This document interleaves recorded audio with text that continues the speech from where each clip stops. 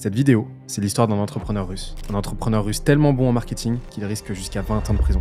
96 heures, c'est le nombre d'heures que Pavel Durov, le fondateur de l'application Telegram, a passé en garde à vue. Accusé de 12 chefs d'inculpation, il doit verser une caution de 5 millions d'euros, respecter des contrôles judiciaires stricts et a interdiction formelle de quitter le territoire français. Pourquoi une telle sévérité? Pour une raison simple. Telegram est accusé de refuser de coopérer avec les autorités, de ne pas vouloir fournir les données de ses utilisateurs grâce à un cryptage réputé inviolable. Héros pour certains, ennemi pour d'autres, Pavel Durov est traqué par le gouvernement russe depuis 2014, à tel point qu'il a dû s'exiler à Dubaï avant de prendre la nationalité française en 2021. Telegram est devenu le symbole de la contestation de l'autorité. Mais pour d'autres, elle est surtout vue comme un repère pour terroristes, pour dealers et autres pédophiles, bien que ses usages soient réputés très marginaux. Mais alors que certains experts décrivent de plus en plus Signal, une application concurrente et en tout point similaire, comme plus efficace pour se cacher et protéger ses conversations que Telegram, on est en droit de se poser une question. Finalement, est-ce que Telegram, c'est pas plus du marketing qu'autre chose? En fait, ce scandale politique pourrait faire beaucoup de mal à cette application très controversée. Mais à mon humble avis, je pense que au contraire, c'est tout l'inverse qui va se passer. Pourquoi? Parce que Telegram a mis au point une stratégie marketing et growth en béton armé qui lui a permis de se démarquer dans un marché saturé et de se consolider au gré des crises et au gré des remises en question. C'est ce qu'on verra dans cette vidéo. En fait, dans cette vidéo, tu vas découvrir comment Telegram est devenu un mastodonte à quelques 900 millions d'utilisateurs et 30 milliards de dollars de valorisation. Tout ça en moins de 10 ans. Et surtout, l'objectif, c'est que tu repartes avec une mine d'or d'enseignements à appliquer sur ta propre boîte. Alors, prends de quoi noter, parce qu'il y en aura pas mal à dire. Le premier truc qu'on remarque quand on s'intéresse à Telegram, c'est que la confiance des utilisateurs est au cœur de la réussite de l'app. En fait, tout l'enjeu d'un produit tel que Telegram réside dans sa faculté à acquérir une quantité colossale d'utilisateurs, parce que sinon, personne ne va s'y intéresser en toute logique. Une quantité qui se compte en millions, dizaines de millions, voire milliards. Ouais, ça fait beaucoup. D'ailleurs, si tu es entrepreneur et que attirer des clients est ton sujet actuellement et que tu te poses plein de questions sur le sujet, sache que c'est justement notre métier chez Skillesia et que plutôt qu'un beau discours, on t'offre 30 minutes de coaching avec un de nos business stratégistes. On pourra mettre en place ton plan d'action pour élaborer ton système d'acquisition de clients. Ça se passe dans la description. Tu peux booker ton créneau quand tu veux. On continue la vidéo. Pour donner une idée, Telegram aujourd'hui, c'est 900 millions d'utilisateurs. En fait, pour ce faire, Telegram n'a d'autre choix que de ratisser le plus large possible. Parce que c'est simple, en gros, d'attirer le plus d'utilisateurs les plus diversifiés possible. Mais ça, faut pas le faire n'importe comment et on peut pas se contenter d'ouvrir les vannes. Ça suffit pas. En fait, dans un premier temps, il y a un point qui est absolument crucial, c'est à l'inverse d'acquérir des utilisateurs très ciblés au sein d'un segment démographique très précis. Et pour une raison toute bête, c'est que le produit,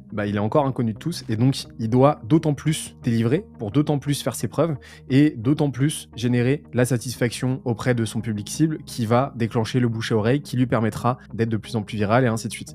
Et donc l'idée c'est de se concentrer sur un noyau très très dur à qui on va délivrer le plus de valeur possible de sorte que ce noyau s'étende petit à petit plutôt que de se concentrer sur plusieurs segments de marché à la fois, chose que je te recommande pas parce que tu vas beaucoup plus t'épuiser qu'autre chose. Dans le jargon, on appelle ce processus niche down. C'est un petit anglicisme mais c'est tout simplement le fait de choisir un segment de marché encore une fois très précis et de s'y tenir et ça a plein d'avantages. Ça permet notamment de se concentrer sur une seule proposition de valeur, donc sur une seule promesse en fait et de se concentrer sur un seul message, ce qui va te permettre de mieux mobiliser tes ressources, mieux mobiliser ton temps et d'être beaucoup plus précis dans tes actions et beaucoup plus efficace. Mais le truc c'est que pour Telegram, parce qu'il faut en revenir à Telegram, pour que Telegram aille au devant de ses ambitions de croissance et surtout puisse satisfaire son appétit d'utilisation gargantuesque, je te rappelle, il faut beaucoup d'utilisateurs, il lui a vite fallu opter pour une stratégie tout autre. Passer les premières salves d'early adopters, donc les early adopters c'est les premiers utilisateurs, c'est les plus ouverts à l'innovation, c'est ceux qui vont de toute façon installer n'importe quoi, sous peu que ce soit nouveau et que ça les permette de se démarquer. En fait il lui a fallu s'ouvrir à un public beaucoup plus large et surtout beaucoup moins homogène. Un public aux attentes très disparates. Autrement dit, ça c'est un vrai casse-tête marketing. En fait c'est un problème infini et voire même insoluble. Pourquoi? Parce que la clarté du message en marketing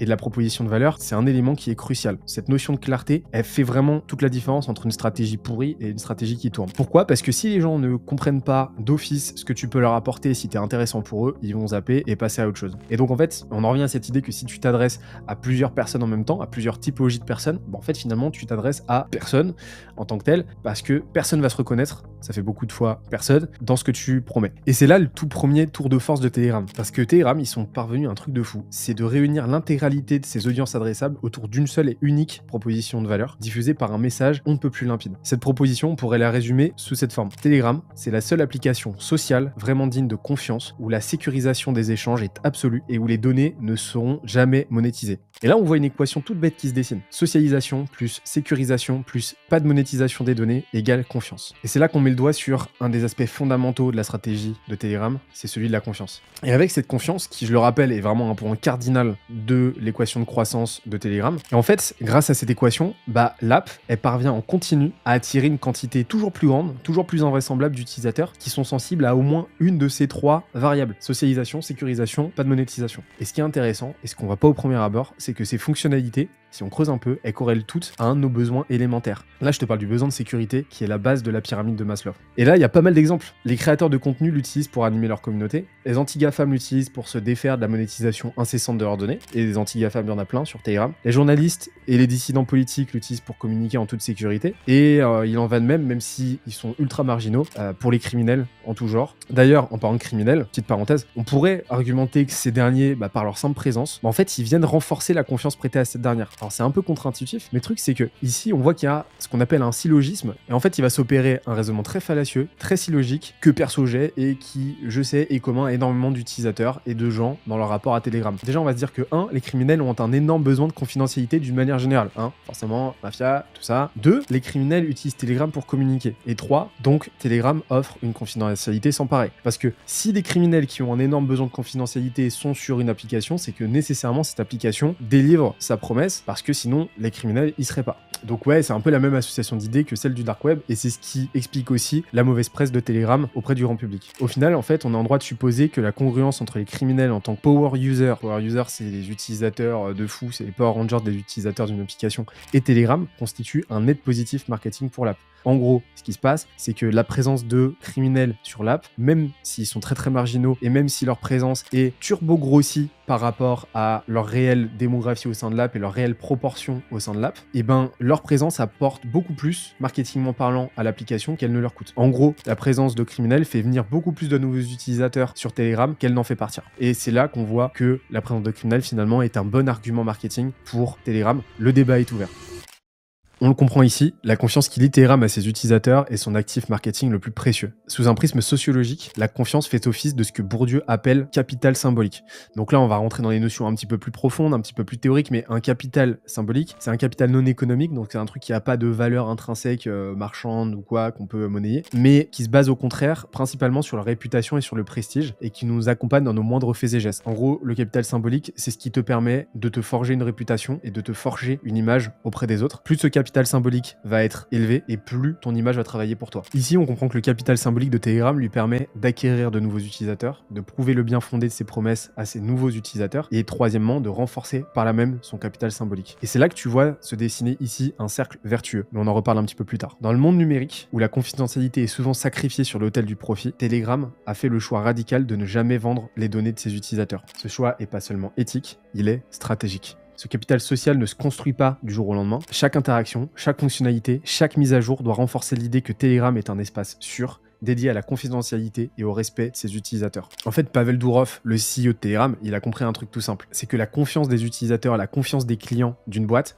c'est pas un bonus, c'est le point de départ. Et que sans ça, absolument rien n'est possible. Mais ça, forcément, quand on a une boîte comme Telegram et qu'on se mange des monceaux de polémiques H24, ça suffit pas. Il nous manque un ingrédient, c'est ce qu'on va voir tout de suite. Ce qui impressionne avec Telegram, c'est que l'app n'est pas simplement résistante aux crises sectorielles dont elle pourrait pâtir. Au lieu de ça, en fait, ce qu'on observe, c'est qu'elle en ressort systématiquement plus forte. À vrai dire, cette subtilité est même une variable essentielle de son équation de croissance. Chaque crise de confiance à l'égard de ses concurrents, WhatsApp, ainsi de suite, chaque crise politique, chaque attaque à la liberté d'expression devient une opportunité pour Telegram. On dit, dans le jargon, qu'il est antifragile. Alors l'antifragilité, c'est une notion proposée par le statisticien Nassim Nicolas Taleb dans le livre du même nom. Ce que ce principe entend, c'est que contrairement aux systèmes fragiles qui s'effondrent sous la pression et sous les agressions, les systèmes antifragiles, eux, s'en voient renforcés. En gros, on pourrait dire que c'est la version plus contemporaine et pratique du « qui ne te tue pas te rend plus fort » de Nietzsche. Autrement dit, l'antifragilité repose sur la capacité à tirer profit du désordre.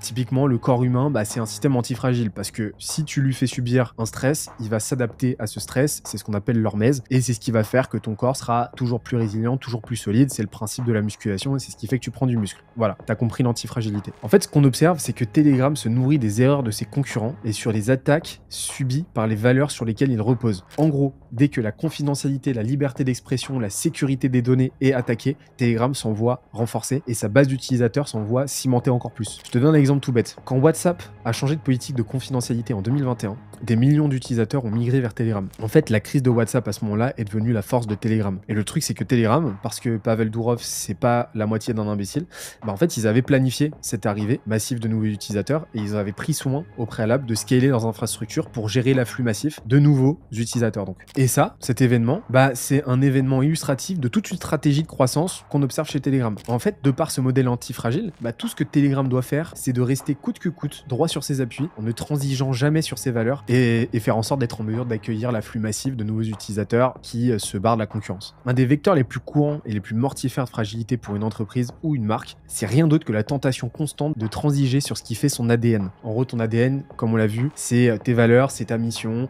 c'est ce que tu fais au quotidien et c'est ce qui fait que à ce jour, des gens t'ont rejoint, utilisent ton produit et sont contents de ton produit et d'en parler autour d'eux, tout simplement. Trahir cet ADN, galvauder ses valeurs, pervertir sa mission, c'est trahir la confiance de ceux qui ont choisi de te l'offrir. Ce que Telegram, contrairement à ses concurrents, se garde à tout prix de faire, du moins jusqu'à présent, voilà, à date de 2024. L'antifragilité, c'est l'art de transformer les crises en opportunités. Pour ça, on va procéder en 4 parties. Premièrement, en identifiant les attentes sine qua non de ton marché, ce à quoi ton marché est le plus sensible. 2, en identifiant les faiblesses de tes concurrents vis-à-vis de ces attentes. En gros, là où tes concurrents sont dysfonctionnels.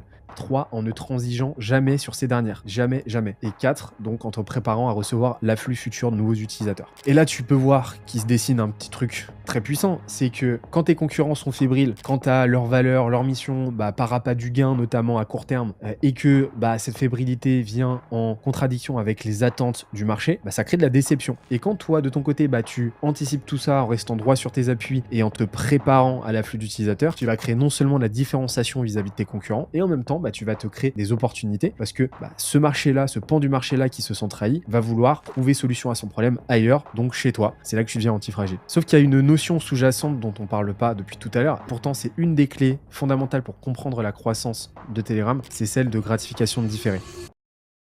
Un des pièges les plus fréquemment rencontrés et dans lequel la majorité des entreprises tombent, c'est celui de la monétisation trop précipitée. En gros, tu veux commercialiser, tu veux encaisser le plus vite possible parce que tu veux faire des sous. Une course à la rentabilité qui a d'ailleurs coûté très cher à WhatsApp, qui dans sa course effrénée à la monétisation a prêté le flanc à une vague considérable de critiques. Telegram, de son côté, a choisi une approche tout autre, celle de la gratification différée. Au lieu de bombarder les utilisateurs de publicité pour maximiser son profit à court terme, Telegram a préféré s'en priver pour mieux asseoir sa place dans son industrie. Et ce faisant, il s'est passé 3 trucs. Déjà, ils ont réduit la charge cognitive des utilisateurs, c'est-à-dire que forcément, il y avait moins de publicité, donc il y avait moins de frustration. Deuxièmement, ils ont démontré leur cohérence entre leurs promesses et leurs actes, et ça, comme on l'a vu, c'est fondamental. Et troisièmement, ils maximisent donc la confiance à l'égard de l'app, et comme on l'a vu, cette confiance, elle est vitale. Et ces choix, ils leur ont permis de maximiser la monétisation a posteriori. Comment? Par la vente de fonctionnalités premium qui décuplent l'expérience des power users. Les power users, comme on l'a vu, c'est vraiment les utilisateurs qui reçoivent le plus de valeur de la part de Telegram et qui donc sont ravis de payer pour en recevoir encore plus, sont ravis d'en parler autour d'eux et dont la rétention sera de fait de longue durée. Alors là, si tu m'écoutes et que tu es entrepreneur ou pas, il y a pas mal de choses que tu peux en retirer. Dis-toi que nous sommes tous faibles face aux sirènes de la gratification instantanée. En toute chose, il faut que tu partes d'un principe simple, c'est que tendanciellement, plus une récompense est tardive, plus celle-ci sera conséquente. Et en fait, tu peux l'appliquer de manière très concrète à tout un tas de choses. Par exemple, tu peux prendre tout le temps qu'il te faut pour créer un produit exceptionnel avant d'accélérer ta distribution. Ça, c'est quelque chose qu'on voit beaucoup trop souvent chez Scalezia et c'est quelque chose qui nous a porté préjudice par le passé. C'est le fait de vouloir scaler le plus vite possible parce qu'on a réussi à signer nos premiers clients, parce qu'on commence à avoir des résultats pas trop mauvais une fois sur deux et on se dit ok, c'est bon, c'est le moment d'ouvrir les vannes. Plus tu retarderas le moment où tu accélères et plus tu prendras le temps de resserrer tous les boulons qu'il faut pour avoir un produit exceptionnel, plus facile ce sera de scaler et plus ce scale, plus cette croissance seront durables. Autre exemple, en prenant le temps de rencontrer un nombre considérable de candidats afin de trouver le bon profil. Ça aussi, te précipiter pour un recrutement, c'est prendre un énorme risque. S'il y a bien un truc pour lequel il faut prendre son temps, c'est le recrutement. Troisième exemple, en t'interdisant de monétiser ton contenu pendant un long moment afin de maximiser ton assise auprès de ton audience. Plus un créateur de contenu met du temps à monétiser et plus sa monétisation se passe bien par la suite, tout simplement. Et en fait, les cas d'usage sont infinis. En fait, la gratification différée, c'est un jeu d'équilibrisme perpétuel et imprécis par nature entre le trop tôt et le trop tard. C'est pas une science exacte, mais le garder contribue à se tromper un peu moins. Et ce qu'on voit avec Pavel Durov, c'est qu'il a eu tendance à appliquer ça à merveille. D'ailleurs, Pavel, avec son produit, il a réussi quelque chose de très très fort et qui rejoint vachement cette notion de gratification différée. Et en fait, ce qu'on va voir maintenant, c'est que Pavel Durov, il a excellé dans l'art de choisir un truc et de se concentrer dessus.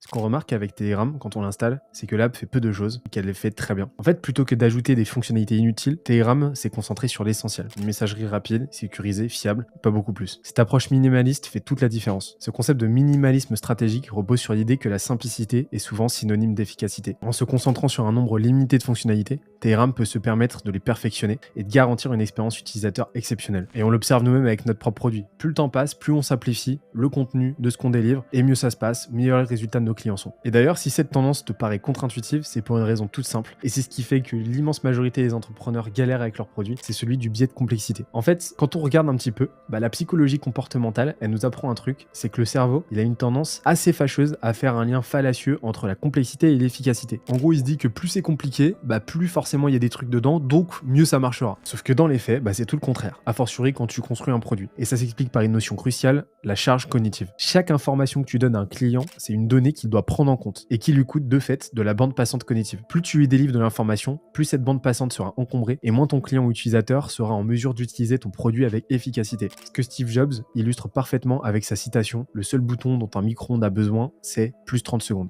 En s'attelant à un minimalisme drastique, tant dans son design que ses fonctionnalités, Telegram enclenche une boucle vertueuse. L'utilisateur comprend instantanément comment utiliser, donc il passe rapidement à l'action, donc il reçoit un premier échantillon de valeur, donc il poursuit sa découverte et donc son adoption du produit. S'il y a bien un truc dont tu devrais t'inspirer concernant Telegram et concernant le travail de Pavel Durov, c'est de te concentrer sur l'essentiel en toute chose. Développe tes forces au lieu de disperser tes efforts. Pars du principe qu'une offre simple mais puissante aura toujours plus d'impact qu'un produit surchargé de fonctionnalités et que plus t'en mettras, plus tu pollueras la tête de tes clients ou de tes utilisateurs. On dit souvent que plus le temps passe, plus la clé en entrepreneuriat, c'est de dire non à un nombre toujours plus grand d'opportunités. Et c'est exactement la même chose pour bâtir un produit exceptionnel. C'est de dire non à toujours plus de fonctionnalités pour dire oui à celles qui comptent vraiment. Et ce qu'on voit, c'est qu'au-delà du design, ce qui fait que Telegram, c'est une machine à attirer des clients, c'est que c'est un véritable cas d'école growth marketing. Donc là, on va analyser la stratégie marketing de Telegram plus en détail. Le premier niveau d'analyse, c'est celui du framework AR. Le framework AR, c'est le modèle NEC plus Ultra, c'est la base de la base en growth marketing. C'est ce qui te permet de comprendre comment une boîte structure sa croissance selon 5 leviers principaux. L'acquisition. Telegram utilise des moments clés de doute ou de crise sur d'autres plateformes pour se positionner, comme on l'a vu, comme la meilleure alternative. Elle repose aussi sur la distribution organique de ses power users, notamment les créateurs de contenu, qui invitent leurs audiences à les rejoindre sur l'app. Activation ensuite. Telegram fournit rapidement de la valeur avec des fonctionnalités essentielles, de sorte que l'utilisateur cerne immédiatement l'utilité de l'application. Rétention. Telegram fidélise ses utilisateurs avec 3 leviers. 1. Fidélisation par des mises à jour régulières et des options de personnalisation. 2. Maximisation de l'effet de réseau. En gros, plus il y a d'utilisateurs sur l'app, plus il y a de la valeur à recevoir en tant qu'utilisateur parce qu'il y a de plus en plus de contenu. 3. Maintient sans aucune concession de sa ligne directrice qui cristallise toujours plus la confiance de ses utilisateurs comme on l'a vu. Ensuite, le referral. Telegram encourage les utilisateurs à inviter leurs amis grâce à des groupes et canaux. L'aspect social par nature de Telegram incite les utilisateurs à inviter d'autres utilisateurs de sorte à renforcer la communauté et tout ça, ça crée un effet boule de neige. Et enfin, le revenu. Telegram offre des options payantes à ses power users, mais des offres payantes qui ne perturbent pas l'utilisation et l'expérience gratuite. Avec l'art, tu l'as vu, on peut expliquer une bonne partie de l'hypercroissance de Telegram. Mais forcément, nous arrêter à ce niveau d'analyse, ça reviendrait à ne faire que la moitié du travail. Car dans les faits, tu t'en doutes, Telegram va bien plus loin qu'un framework art bien utilisé et bien structuré. Sa croissance, l'app la doit à ce qu'on appelle une flywheel en béton armé.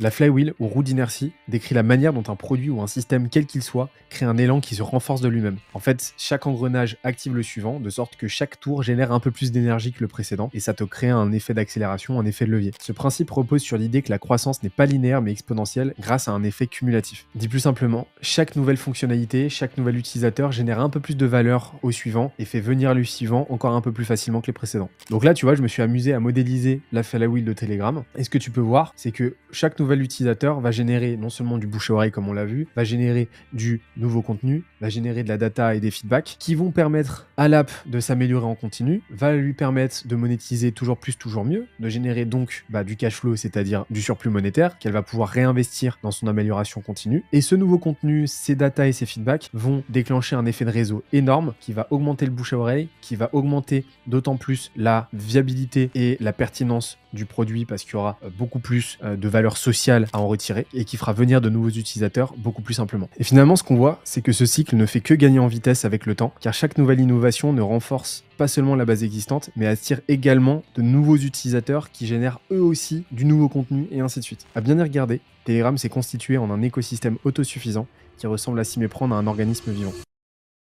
Depuis le début, il y a un détail sur lequel on ne s'est pas du tout attardé. Ce détail, il pourrait bien expliquer l'hégémonie en devenir de Telegram, si les déboires du CEO se résolvent. Ce détail, qui n'en est pas du tout un, c'est que l'app est en train de se positionner comme une couche, ou layer, d'un système économique plus global dont elle facilite le fonctionnement. En gros, ce qu'il faut se dire, c'est que pour tout marché donné, il y a 4 grands niveaux d'opportunités, très distincts, mais qui sont pas du tout égaux. Pour t'imaginer le truc, je te propose une métaphore toute bête. Imagine qu'une mine d'or soit découverte à quelques mètres de chez toi. Au début, forcément, elle va attirer quelques curieux qui vont venir un petit peu prendre la température, voir ce qui se passe, qui vont ramasser 2-3 pépites et tout.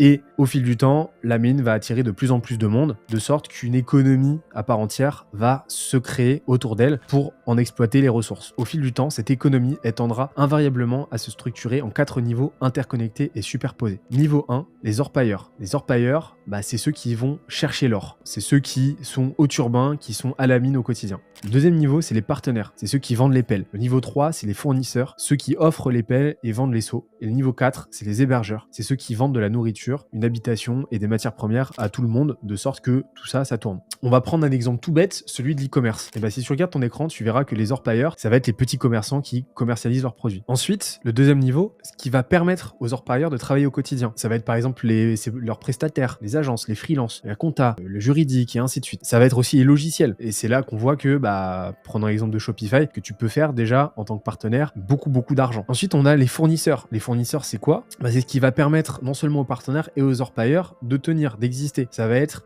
les transporteurs qui vont là, dans ce cas-là, transporter les colis. Parce que s'il n'y a pas de livraison, ni les orpailleurs ni les partenaires ne peuvent exister. Ça va être les matières premières aussi qui vont permettre aux produits d'être conçus. Et dernièrement, on a les hébergeurs. Les hébergeurs, dans ce cas-là, dans notre cas, ça va être les hydrocarbures et les producteurs de carton qui vont permettre aux transporteurs d'acheminer les colis en déplaçant leurs camions, en permettant à leurs camions de se déplacer, et qui vont permettre aux transporteurs d'empacter les cartons de sorte qu'ils puissent arriver en bon état, tout simplement. Et donc là, en fait, tu as compris comment une économie s'est structurée et les 4 grands niveaux d'une économie. Telegram, ce qu'on voit, c'est qu'il se positionne en tant que fournisseur, donc au 3e niveau. Comment? En fait, il aide ses créateurs à engager et monétiser leur audience. Comment? En fait, pour ça, il faut regarder ces 3 grandes typologies d'utilisateurs. À date, on a 3 grands types de power users qui utilisent Telegram. On a les créateurs de contenu, donc les indépendants, les influenceurs, les entrepreneurs. On a les acteurs politiques et on a les médias.